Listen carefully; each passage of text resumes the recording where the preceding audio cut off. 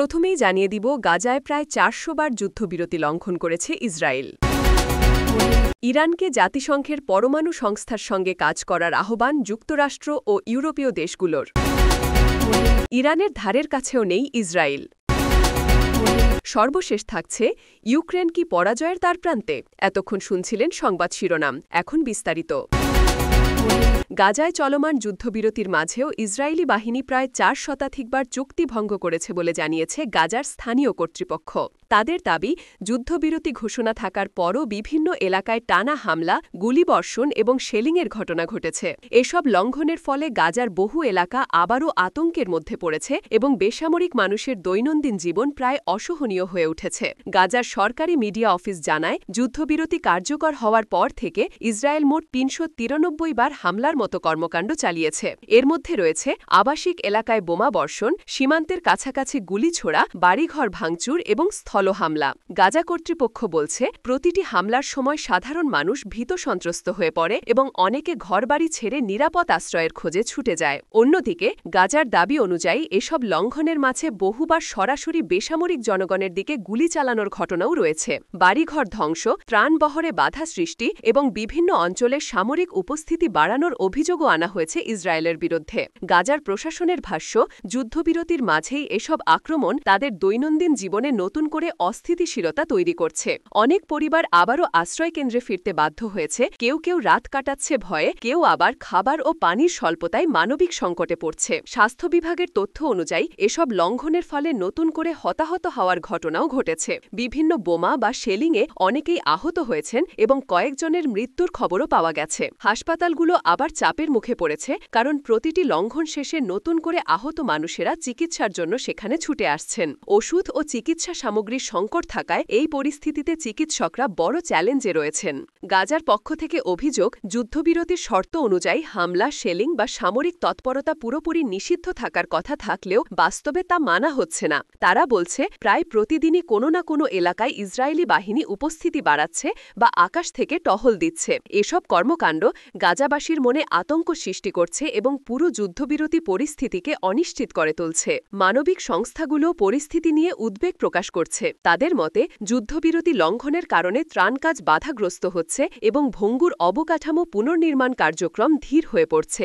বিশেষ করে পানি, বিদ্যুৎ ও স্বাস্থ্যসেবার মতো জরুরি খাতে প্রভাব পড়ছে ব্যাপকভাবে। তারা বলছে, যদি এই ধরনের লঙ্ঘন চলতেই থাকে তাহলে গাজায় মানবিক সংকট আরও গভীর হবে। গাজার কর্তৃপক্ষ আন্তর্জাতিক সম্প্রদায়ের কাছে দাবি জানিয়েছে, তারা যেন ইসরায়েলের উপর চাপ সৃষ্টি করে যুদ্ধবিরতির শর্তগুলো কঠোরভাবে মানতে বাধ্য করে। তাদের মতে, যুদ্ধবিরতি বজায় না রাখা গেলে সাধারণ মানুষের ওপর এর প্রভাব সবচেয়ে বেশি পড়বে। প্রতিদিনের জীবনযাপন, খাবার সংগ্রহ, চিকিৎসা পাওয়া সবকিছুই আরও কঠিন হয়ে উঠবে। তারা বলছে, মানুষের মনে এখন একটাই প্রশ্ন, এই যুদ্ধবিরতি কি আদৌ টিকবে নাকি নতুন করে বড় সংঘর্ষ শুরু হবে?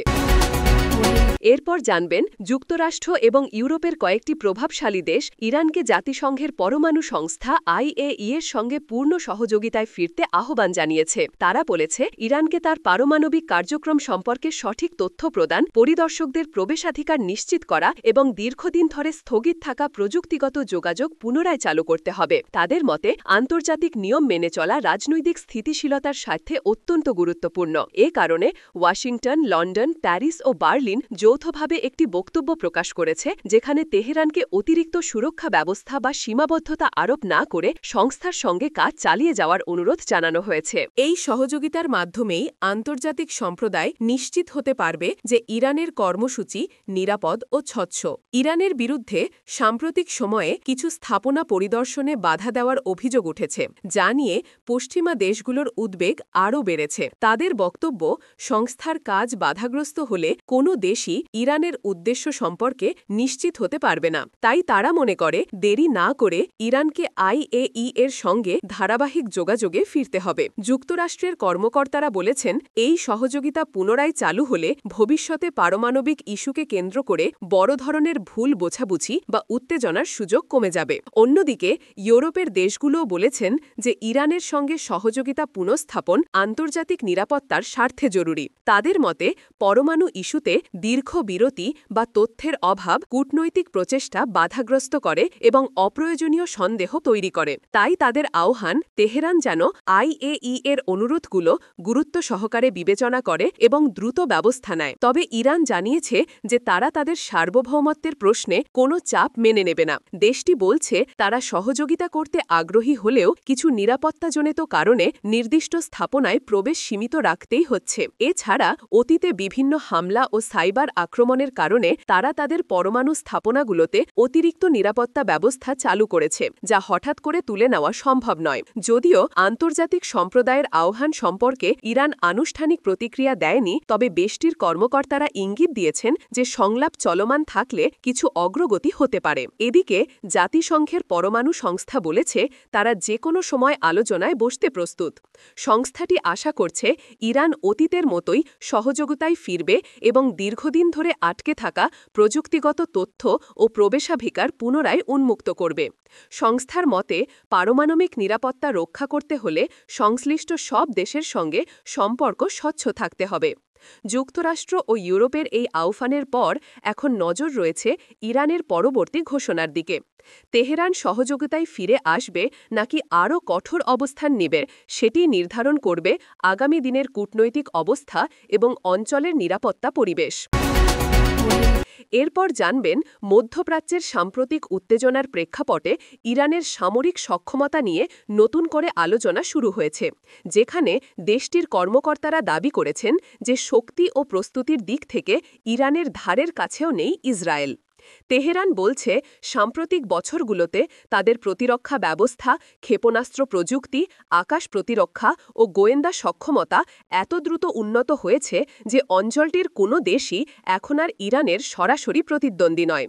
ইরানের সামরিক মুখপাত্রের ভাষ্য অনুযায়ী তারা বর্তমানে এমন পর্যায়ে পৌঁছেছে যেখানে যে কোনো আক্রমণের বিরুদ্ধে একাধিক স্তরের প্রতিরক্ষা গড়ে তুলতে সক্ষম, এবং এই সক্ষমতা দেশের নিরাপত্তাকে আগের যে কোনো সময়ের তুলনায় শক্তিশালী করেছে।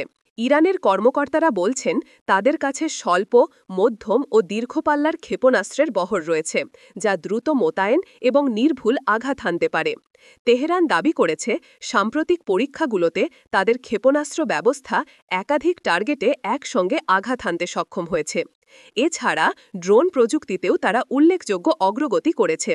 ইরানের সামরিক বাহিনী জানায় নতুন তৈরি ড্রোনগুলো দীর্ঘ সময় আকাশে থাকতে পারে, নজরদারি ও আক্রমণ দুই ধরনের সক্ষমতাই রয়েছে এবং প্রয়োজনে সীমান্তের অনেক দূর পর্যন্ত পৌঁছাতেও সক্ষম। অন্যদিকে ইসরায়েলের সামরিক উপস্থিতি ও প্রতিরক্ষা ব্যবস্থার তুলনা করে ইরান বলেছে তাদের প্রস্তুতি অনেক বেশি বহুমুখী এবং যুদ্ধ পরিস্থিতির জন্য আগেভাগেই সাজানো। ইরানের দাবি ইসরায়েলের সাম্প্রতিক সংঘাতে দেখা গেছে যে তারা একাধিক ফ্রন্টে চাপ সামলাতে হিমশিম খায়, যেখানে ইরান দীর্ঘদিন ধরে বহু স্তর বিশিষ্ট প্রতিরক্ষা কৌশল নিয়ে কাজ করছে। ইরানি কর্মকর্তাদের মতে এই কারণেই তারা মনে করে যে শক্তির দিক থেকে ইরানের ধারের কাছেও নেই। তেহরান আরও জানায় আন্তর্জাতিক চাপ ও নিষেধাজ্ঞার মধ্যেও তাদের প্রতিরক্ষা শিল্প আত্মনির্ভর হয়ে উঠেছে। দেশটির দাবি এখন তারা তাদের অধিকাংশ সামরিক সরঞ্জাম নিজস্ব কারখানাতেই তৈরি করে। এতে যুদ্ধের সময় বিদেশি সরবরাহের ওপর নির্ভরশীলতার ঝুঁকি কমে গেছে। ইরানের সামরিক বাহিনী বলছে বাহ্যিক চাপ তাদের প্রতিরক্ষা শক্তি দুর্বল না করে বরং আরও উন্নত করেছে। এই বক্তব্যের পর মধ্যপ্রাচ্যের বিভিন্ন মহলে আলোচনার ঝড় শুরু হয়েছে। বিশেষ করে অঞ্চল জুড়ে চলমান সামরিক উত্তেজনার প্রেক্ষাপটে ইরানের এই মন্তব্যকে অনেকে তাৎপর্যপূর্ণ বলে মনে করছেন, কারণ ইরান ও ইসরায়েল বহুদিন ধরে পরোক্ষভাবে বিভিন্ন সংঘাতে যুক্ত এবং উভয় দেশের সামরিক সক্ষমতা নিয়েই বিভিন্ন সময়ে বিতর্ক তৈরি হয়েছে। ইরানের পক্ষ থেকে এমন মন্তব্য আসার পর আন্তর্জাতিক পর্যবেক্ষকেরাও পরিস্থিতির ওপর নজর রাখছেন। এদিকে ইরান জানিয়েছে যে তাদের উদ্দেশ্য কোনো দেশকে উস্কানি দেওয়া নয়, বরং তারা শুধু নিজেদের সামরিক প্রস্তুতি সম্পর্কে পরিষ্কার বার্তা দিতে চায়। দেশটি বলছে যে কোনো আক্রমণ বা হুমকি মোকাবেলায় তারা প্রস্তুত এবং কোনো ধরনের চাপের কাছে নতি স্বীকার করবে না। একই সঙ্গে তারা জানিয়েছে যে আঞ্চলিক শান্তি বজায় রাখতে ইরান সবসময় কূটনৈতিক সমাধানকে গুরুত্ব দেয়, তবে দেশের সার্বভৌমত্বের প্রশ্নে তারা কঠোর। ইসরায়েলের পক্ষ থেকে এই মন্তব্যের তাৎক্ষণিক কোনো আনুষ্ঠানিক প্রতিক্রিয়া না এলেও আন্তর্জাতিক অঙ্গনে মনে করা হচ্ছে দুই দেশের উত্তেজনা ভবিষ্যতে আরও নতুন মাত্রা পেতে পারে।